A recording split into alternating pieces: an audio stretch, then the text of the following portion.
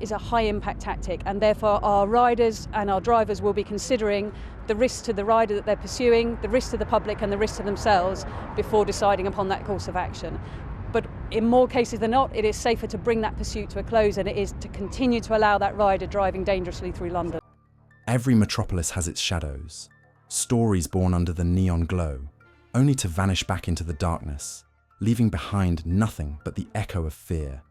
This is the story of one such shadow that swept over London in 2018. It wasn't like the others. It moved on two wheels. It struck with surgical precision.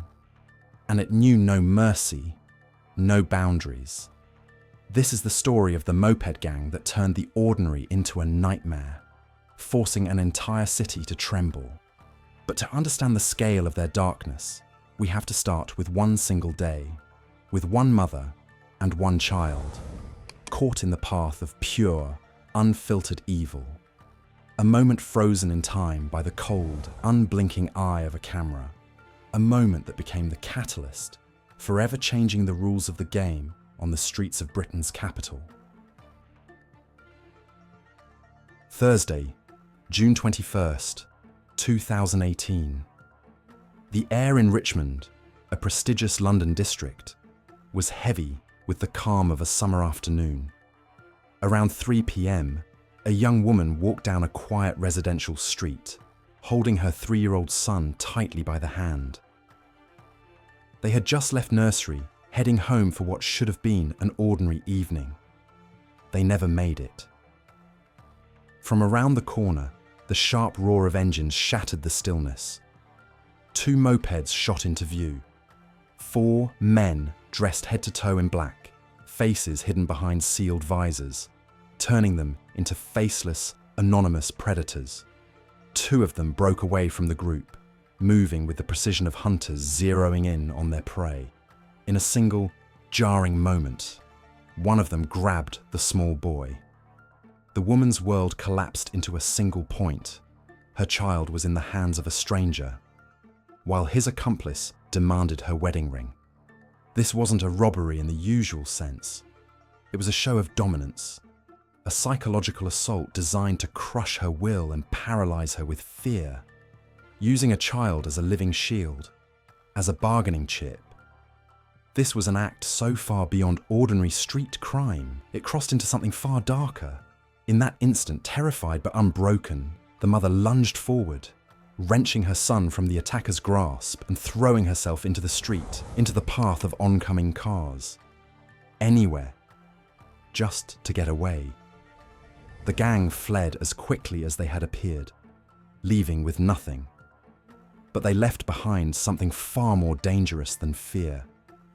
They left proof, a video recording that would soon explode across the internet and force the entire country to speak their name. To understand why this single incident struck such a deep nerve, you have to see the bigger picture. London at the time felt like a city under siege. By the end of 2017, the capital was gripped by a wave of crime that the press would soon call moped-enabled robbery. It was a new, ugly breed of urban banditry, fast, elusive, and relentless. Hundreds of faceless riders in masks had turned the streets into their personal hunting grounds. Their tactics were flawless, roaring onto pavements at high speed, ripping bags from shoulders, snatching phones and laptops straight from people's hands. Their victims were anyone and everyone, commuters, tourists, office workers, passers-by. The police were caught in a tactical trap. Chasing these agile mopeds through heavy city traffic was a gamble with lives. Every pursuit risked ending in tragedy, but breaking off the chase only fed the gang's sense of absolute impunity. They became ghosts of justice. Their bikes were stolen, their plates fake, or missing entirely. They left no fingerprints and could vanish into the city's maze of backstreets in seconds. In some districts, fear became almost tangible. People pocketed their phones before stepping out of the tube. They scanned their surroundings at bus stops, Tourists, warned of the threat, clutched their backpacks to their chests. It was an atmosphere of quiet panic, where every moped rider looked like a potential predator. The city was afraid. The police seemed powerless. And the wave of violence kept building, paving the way for the arrival of something even more dangerous, something more organized and more predatory. Amid the chaos, our gang operated, and they were different. While most street thieves relied on sheer audacity and speed, this crew moved with the cold precision of seasoned professionals, more like elite bank robbers than common moped gangs. Their calling card, a string of high-end boutique raids, and the most telling of them took place on the eve of New Year's 2018. Their target, Altimus, a luxury store on one of London's most exclusive streets. As the city prepared to ring in the new year, the gang set their plan in motion. They didn't bother with lockpicks or crowbars. Instead, they used a stolen Range Rover as a battering ram, smashing straight through the glass storefront. By the time the alarm screamed into the night, masked figures were already inside. And here's where their difference became clear. They didn't grab everything in sight. They moved with surgical speed and focus, ignoring mid-range items completely. Their eyes were locked only on the most expensive goods, luxury winter jackets by Canada Goose and Montclair, each worth thousands of pounds. In minutes, they stripped the store of merchandise worth a fortune and vanished into the darkness. This wasn't just a robbery. It was a slap in the face to the police and to the city itself. It was proof of planning, precision, and nerve. The choice of target, the method of entry, and, most importantly, the selective choice of high-value items spoke volumes. This was no impulsive smash and grab. This was the work of a highly organized crew, one with not only skilled operators, but planners, analysts, and most importantly, an established pipeline for moving stolen luxury goods into the black market. Impunity is a powerful drug, and this gang became addicted to it fast. Less than a month after their first strike, they set out to repeat their success. The target was the same, London's long-suffering Altimus boutique. But this time, the script changed, and the darkness inside these men revealed itself in full. Standing in their way was a security guard, someone who dared to defend what wasn't his. The gang's response was instant and brutal. No warnings, no hesitation. They knocked him to the ground and beat him unconscious, leaving him sprawled on the cold pavement. It was an act of senseless violence, a turning point. For detectives, it was the moment they realized they weren't dealing with mere thieves anymore, but with men willing to maim and to kill. That was when, behind closed doors at Scotland Yard, a secret operation was born. Its name, Fieldhouse. It was a desperate, high-stakes plan. Instead of picking off small players after each hit, the police would vanish into the shadows and play a longer game. The order was simple: let them run. It meant total, round-the-clock surveillance, but no interference. The predators would be allowed to keep hunting, while investigators studied their every move. The goal: to learn their habits, identify every member of the pack, trace them back to their lair, and uncover their network. It was a massive gamble. Each week of surveillance meant more victims, more robberies. And so, in the shadows of a vast city, a silent duel began. The gang, drunk on their own power, carried out bolder and bolder raids, never realizing that an invisible net was already tightening around them. With every successful job, the gang's ambitions grew. It was no longer enough to grab expensive merchandise. They wanted trophies. Unique, untouchable prizes that no one else dared to reach for. Their new target wasn't a jewelry store, it was high tech. In March 2018, their eyes locked on Putney Bridge, where preparations were underway for the world-famous rowing race between Oxford and Cambridge. To broadcast the event, the BBC had mounted several state-of-the-art cameras along the bridge. One of them, worth over £170,000, became the gang's next obsession. What happened in broad daylight on that busy London bridge could have been lifted straight from an action film. 2 mopeds blocked traffic. 4 men in black, armed with an angle grinder, calmly began cutting the camera from its mount, ignoring the stares of dozens of stunned drivers. Their arrogance was absolute. But that day, their flawless plan hit an unexpected obstacle. A man. Police officer Stephen Wagstaff, off duty, unarmed and just passing by, became the only person on that bridge who refused to give in to fear. Alone, he confronted the armed gang, trying to stop the theft. It was an act of sheer, unflinching courage. The criminals hesitated, threatening the officer, but thrown off by the growing crowd of witnesses and the rising noise around them. Moments later, they retreated. The job had failed. But it didn't break them. It lit a fire under them. Less than an hour later, at another location, they found another camera of the same kind. This time, no one stood in their way. Every successful operation has its strategist, and this gang had theirs. His name was Terry Marsh, the true grey cardinal of London's criminal underworld. At 32, Marsh was nothing like the stereotype of a gangster. No gold chains, no flashy cars, no bragging on social media. His power lay in his mind, in planning, precision, and a near-paranoid obsession with secrecy. He was a ghost, running his crew from the shadows. His main weapon in the war against the police was a mobile phone, or rather, an arsenal of them. Marsh never used fewer than 3 handsets at once, along with dozens of SIM cards, swapped so often that tracking his calls was almost impossible. Around himself, he built a digital fortress. But even the sharpest strategist needs an army. Marsh commanded 11 loyal, disciplined operators. This wasn't a mob of mindless thugs. It was a well-oiled machine, each man with a clear role. 19-year-old Kyan Taylor was the wheelman.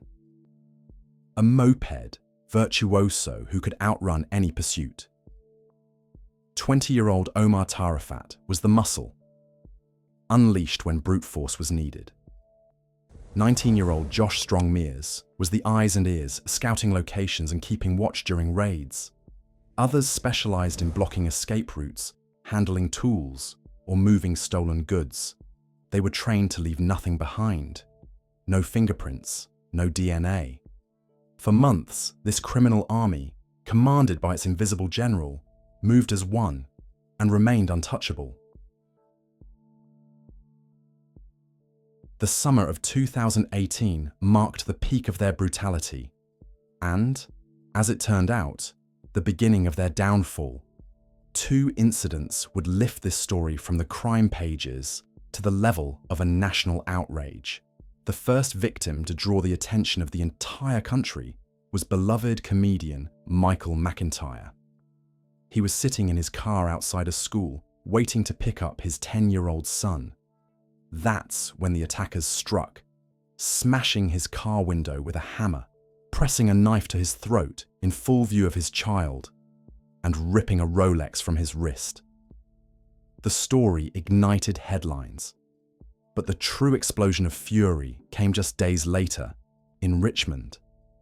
We already know the details, but that was the moment the world saw them in action. The footage was devastating. A man snatching a 3-year-old boy to rob his mother in broad daylight. The clip spread across the internet like wildfire. Millions witnessed not just a robbery, but an act of inhuman cowardice.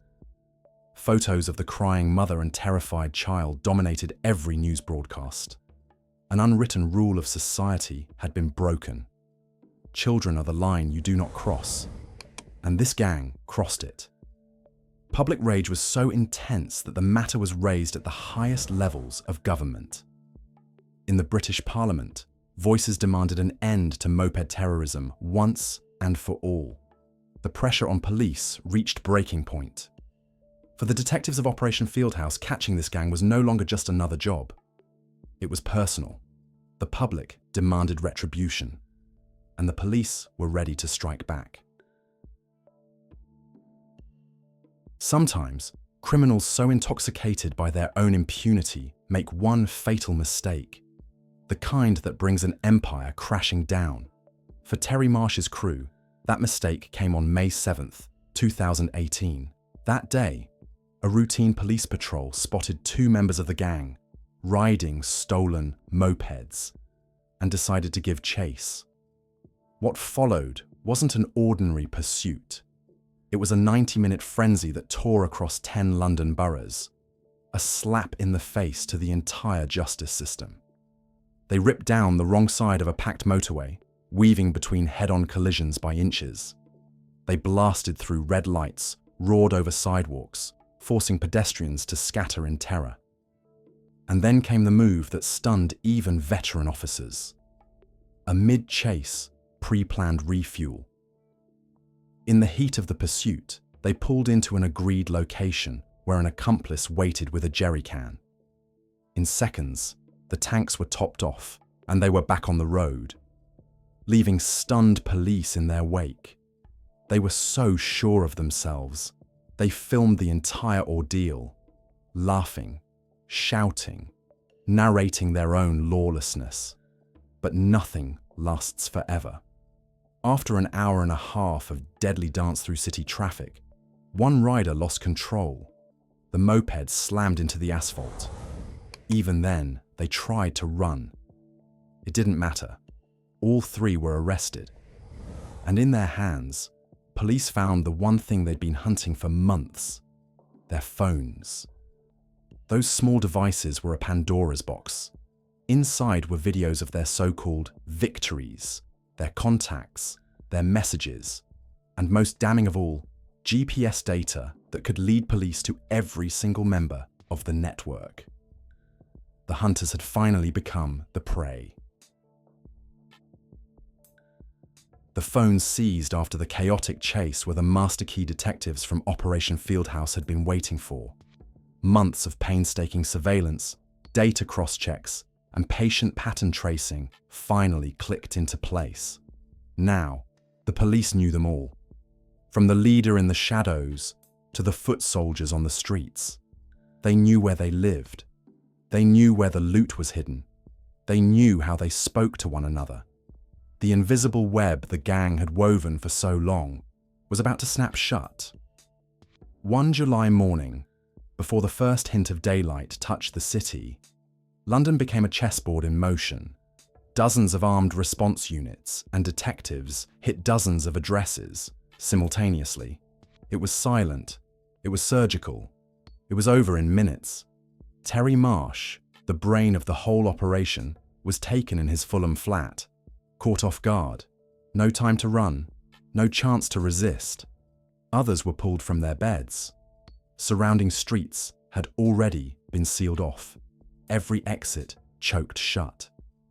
Inside the raids, police found a trove: stolen mopeds, burglary tools, the clothing worn in attacks, and stacks of cash.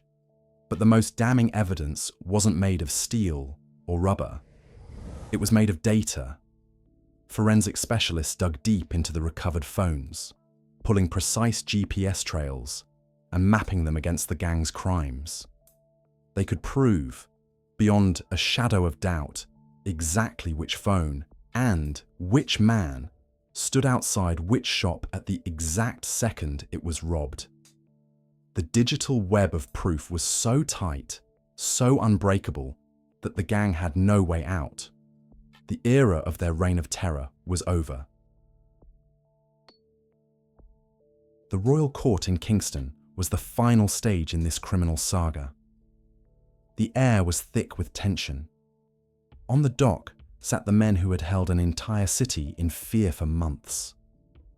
Over the long trial, jurors listened to dozens of witnesses, watched hundreds of hours of footage, and studied intricate diagrams built from the data on seized phones. Prosecutors rebuilt the gang's entire history, hit by hit, from their first boutique raid to the shocking attack on a mother and her child. When Judge Jonathan Davies delivered his verdict, his words were aimed not just at the men before him, but at the public itself. He spoke of the fear they had sown, the damage that could never be measured in money, and the moral line they had crossed without hesitation. The sentences were severe and precise in their reflection of the gang's hierarchy. Terry Marsh, architect and commander of the entire criminal machine, received the heaviest blow: 13 years and 2 months in prison. His trusted lieutenants, the driver, the enforcer, the scout, each received between 8 and 9.5 years. The rest were handed sentences in line with their roles and level of guilt.